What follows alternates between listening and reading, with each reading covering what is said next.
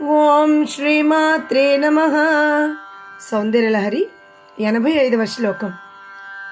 నమో వాకం bromo నయన రమణీయాయ పదయోః తవాస్మై ద్వంద్వాయ స్ఫుటరుచిరసాలక్తకవతే అసూయత్యంతం యదభిహననాయ స్పృహయతే పశూనామీశానః ప్రమదవన కంకేళితరవే. అనువాద పద్యము.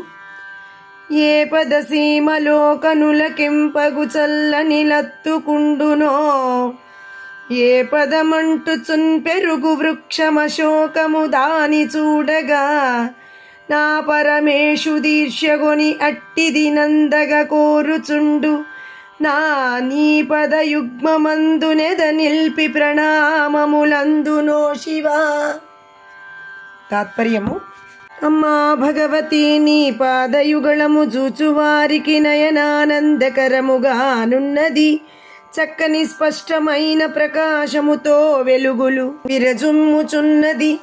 లత్తుకరసము చేతడిసి కెంపు రంగుతో ఇంపుగానున్నది.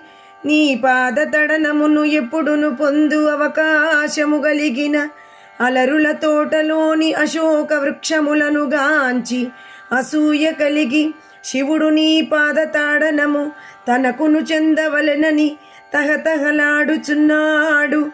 అట్టి నీ పాదయుగళమునకు నమస్కార వచనములు పలుకుచున్నాను అనగా నమస్కరించుచున్నాను.